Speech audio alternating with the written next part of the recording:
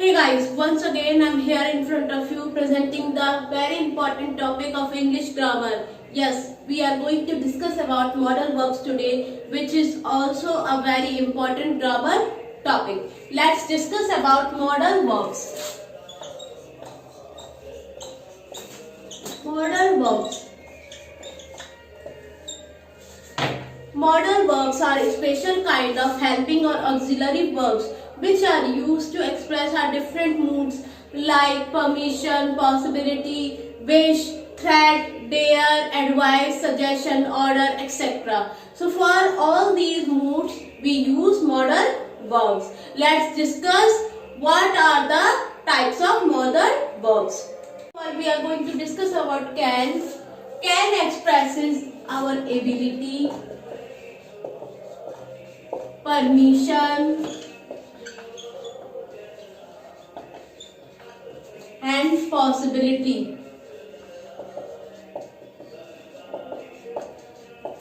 Let's see through the examples.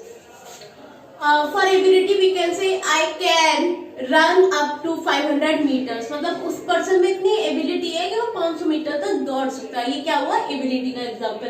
Permission, can I go for the dinner today? क्या मैं आज dinner के लिए जा सकता हूँ या जा सकती हूँ? Possibility, she can become the next minister of our state. वो हमारे स्टेट की नेक्स्ट मिनिस्टर बन सकती है, मंत्री बन सकती है. पॉसिबिलिटी है इस तरह की. तो इन सारे मूड्स को एक्सप्रेस करने के लिए हम कैन का यूज करेंगे. Now let's discuss may. May is used to express wish, for permission and for possibility.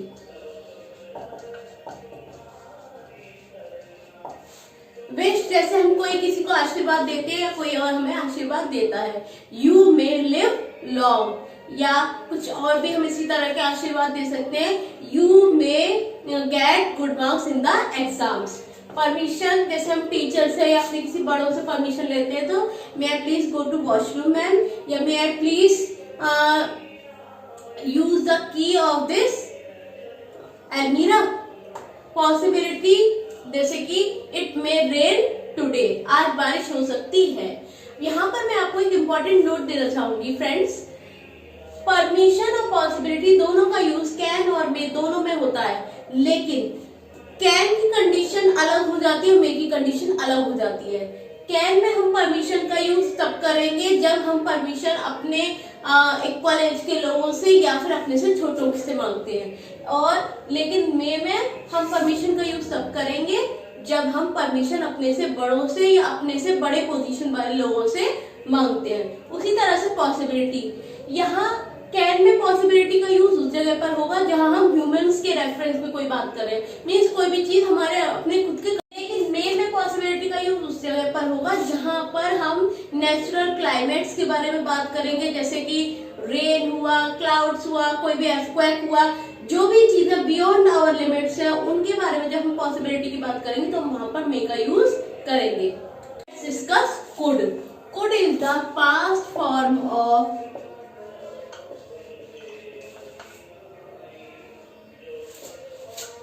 Can. इसका यूज हम एबिलिटी के लिए, पोलाइट रिक्वेस्ट के लिए,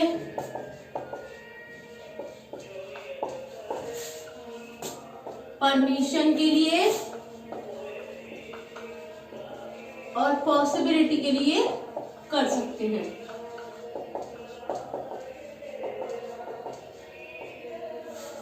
चलिए एग्जाम्पल्स के थ्रू इसको और ज्यादा डिटेल में समझते हैं. Ability, when I was young I could run up to 100 और 500 मीटर्स. जब मैं जवान था या जब मैं युवा था उस समय 500 मीटर तक दौड़ सकता था. तो ये कब की बात होगी? पास्ट में उसकी एबिलिटी इतनी थी, पास्ट की बात हो गई. तो हम यहाँ पर कुड का यूज करेंगे. Polite request, if I could use your marker, अगर मैं आपका मार्कर यूज कर सकती तो ये क्या होगी हमारी पोलाइट रिक्वेस्ट के लिए. हम यहाँ पर प्लीज का यूज नहीं कर रहे हैं, लेकिन कुड ही इस तरह से एक्सप्रेस कर रहा है पोलाइट रिक्वेस्ट को कि अच्छे से समझ में आ रहा है। Permission, if I could go to the dinner today, अगर मैं आज डिनर के लिए जा सकता तो यहाँ पर परमिशन के लिए हो जाएगा। Possibility, he could become the next prime minister of our country, जैसे कि लाल कृष्ण आडवाणी की बात करें, Lal Krishna Advani could become the next prime minister of our country, but ऐसा हो ना सका, लेकिन ऐसी पॉसिबिलिटी पास में थी कि Lal Krishna Advani next prime minister बन सकते थे। तो ऐसी जगह पर जहां पर कि हम इस तरह की पोलाइट रिक्वेस्ट, परमिशन या पॉसिबिलिटी या एबिलिटी की पास में बात करेंगे तो वहां पर हम कुड का यूज करेंगे। Now let's discuss might. Might is the past form of May. इसका यूज भी हम विश, परमिशन या फिर पॉसिबिलिटी के लिए करते हैं। चलिए एग्जांपल्स के थ्रू इसको डिटेल में समझते हैं। विश, जैसे I wish he might live long, मैं ऐसी इच्छा करता हूं कि काश वो और ज्यादा जीता या उसकी उम्र और ज्यादा लंबी होती। हो सकता है कोई बहुत ही अनएक्सपेक्टेड एज में इस दुनिया से चला गया, तो उसके लिए हम क्या कर रहे हैं, यहाँ पर इस तरह की विश कर रहे हैं जो कि पास्ट में हो रही है। Permission, might I go for the washroom, क्या मैं वॉशरूम जा सकती, तो फिर यहाँ पर क्या होगा, हम एक तरह से परमिशन मांग रहे हैं जो कि पास्ट में, ये एक तरह से पोलाइट रिक्वेस्ट का भी काम करेगी। Possibility, it might rain yesterday, कल बारिश हो सकती थी। अब क्यों हो सकती थी, क्योंकि हो सकता है कल जो है मौसम बहुत ज्यादा क्लाउडी हो रहा हो, इसीलिए पॉसिबिलिटी ऐसी थी। तो यहाँ पर हम माइट का यूज करेंगे। Now let's discuss will and shall. Will का यूज हम जनरली फ्यूचर टेंस में सेकंड और थर्ड पर्सन के साथ करते हैं। इसके अलावा जब भी हमें कभी विल का यूज करना होगा फर्स्ट पर्सन के साथ, तो हम प्रॉमिस, डिटर्मिनेशन,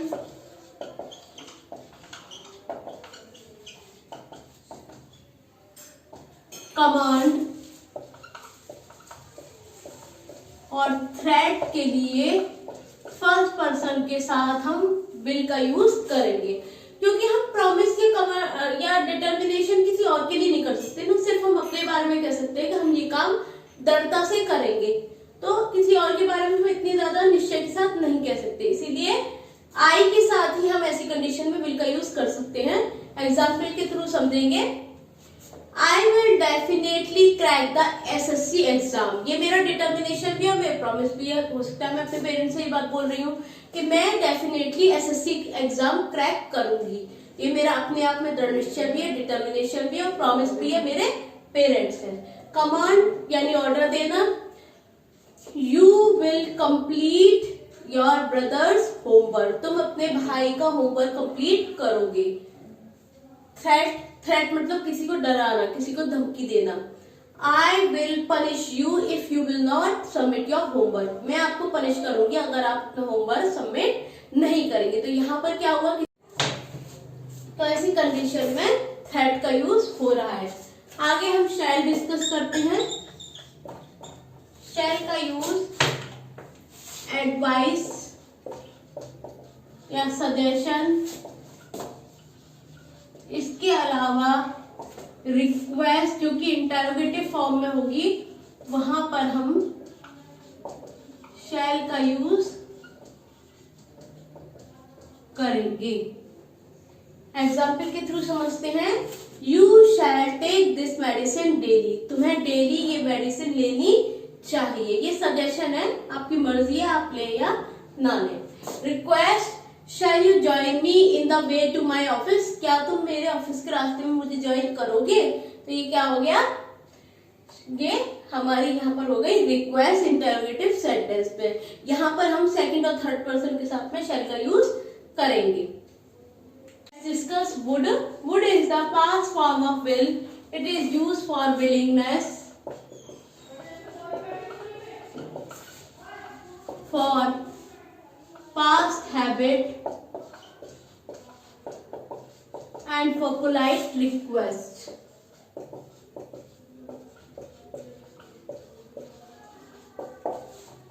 विलिंगनेस का एग्जाम्पल देख लेते हैं। I would like to take some coffee. मैं कुछ कॉफी लेना या मैं कॉफी लेना पसंद करूंगी। ये मेरी क्या हो गई, इच्छा या विलिंगनेस। पास्ट हैबिट, जो हमारी पास्ट में भूतकाल में कोई हैबिट रही होती है, जैसे I would swim daily when I was a kid. जब मैं बच्चा था तो मैं डेली स्विमिंग करना पसंद करता था, या मेरी ये हैबिट थी। Polite request, would you please join me in the meeting? क्या आप मुझे मीटिंग में ज्वाइन करेंगे? ये क्या होगी हमारी polite request. Let's discuss should. Should is use for advice और suggestion, for moral duty,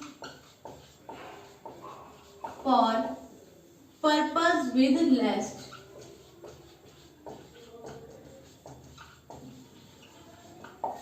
advice का एग्जाम्पल यहाँ पर देखेंगे। You should work hard for your exams. तुम्हें अपने एग्जाम्स के लिए मेहनत करनी चाहिए। ये सजेशन है, आगे मर्जी आपकी है, आप करें या ना करें।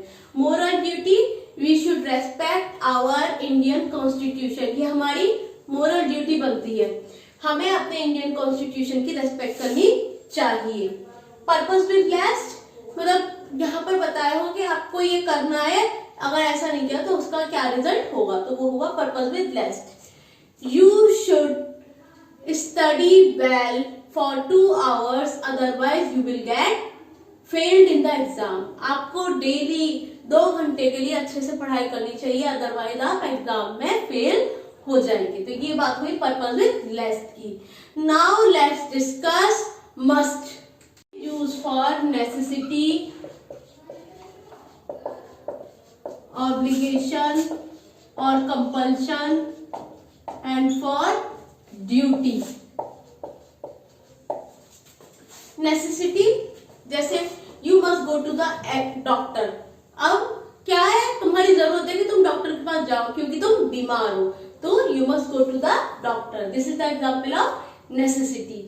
ऑब्लिगेशन की बात करें, यानी कंपल्शन, यानी किसी को कोई काम करने के लिए मजबूर करना, बाध्य कर देना कि हर हाल में वो काम करना ही है। You must come to the school daily on time, otherwise you will be send back to the home. आपको डेली स्कूल टाइम पर आना है, अदरवाइज आपको वापस घर भेज दिया जाएगा। ये तुम्हारे ऊपर ऑब्लिगेशन है, कंपल्शन है, ये काम तुम्हें हर हाल में करना ही करना है। Duty, we must speak truth. हमें सच बोलना चाहिए, ये हमारी ड्यूटी बनती है, बाकी मर्जी हमारी, हम बोले या ना बोले। अब बात करते हैं ऑट टू की।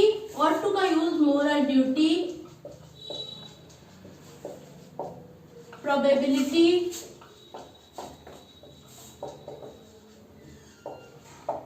एडवाइस, इन केस में किया जाता है। जैसे कि एग्जाम्पल के थ्रू समझते हैं। We ought to respect our elders, ये हमारी मोरल ड्यूटी बनती है कि हमें अपने एल्डर्स का सम्मान करना चाहिए। प्रोबेबिलिटी, किसी चीज की बहुत ज्यादा संभावना, पॉसिबिलिटी होती है।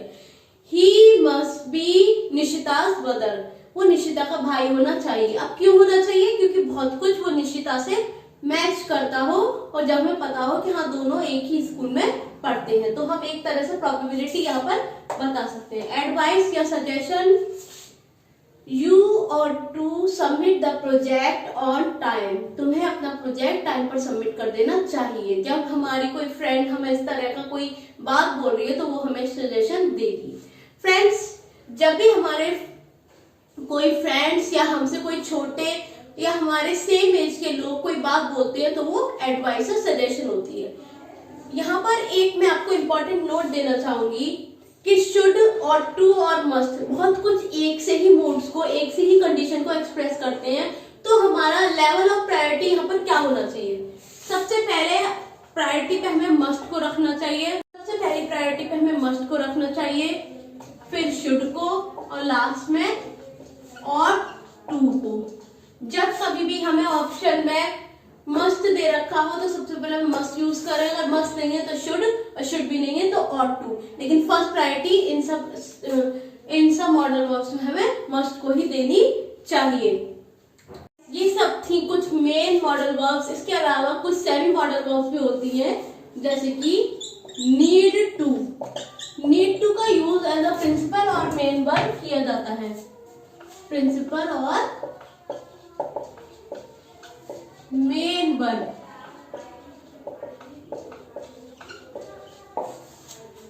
एग्जाम्पल के थ्रू समझेंगे। I need to go to the doctor, मुझे डॉक्टर के पास जाने की जरूरत है, तो ये एज अ प्रिंसिपल और मेन वर्ब यूज हुआ, need to go to the doctor. उसी तरह से I need not worry about the exam, मुझे एग्जाम्स की चिंता करने की जरूरत नहीं है। क्यों नहीं है? क्योंकि मैंने ऑलरेडी प्रिपरेशन कर रखी है। नेक्स्ट हम बात करेंगे यहाँ पर डेयर की। डेयर का यूज इंटेरोगेटिव और नेगेटिव सेंटेंसेस के साथ में किया जाता है।